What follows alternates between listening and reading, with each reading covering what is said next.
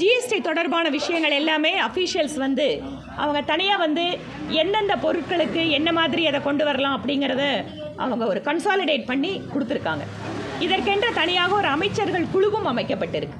GST தொடர்பாக இன்னும் இருக்கின்ற சிக்கல்களை எல்லாம் களைவதற்காக ஏற்கனவே ஒரு அமைச்சர்கள் குழு அமைக்கப்பட்டிருக்கிறது. கோயம்புத்தூரில் கிடைச்சிருக்கக்கூடிய ஜிஎஸ்டி தொடர்பான அத்தனை விஷயங்களும் அந்த அமைச்சரவை குழுவிற்கு சமர்ப்பிக்கப்படுகிறது.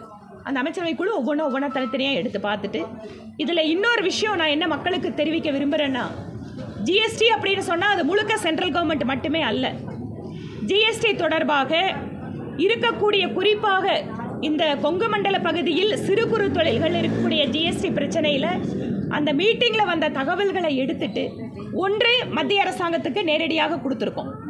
இரண்டாவது மாநிலத்தினுடைய நிதியமைச்சர், ஏனென்றால் அவர் தான் ஜிஎஸ்டி மீட்டிங்க்கு போகிறவர், அவர்கிட்டவும் இந்த ஜிஎஸ்டி தொடர்பான கருத்துக்களை நான் அவர்கிட்ட கொடுக்கலான் இருக்கேன். ஏனென்றால் மத்திய மாநில அரசுகள் இணைந்து தான் ஜிஎஸ்டியில் முடிவெடுக்கிறாங்க. அதனால் மாநில அமைச்சரையும் இது தொடர்பாக சந்திக்கிறேன்.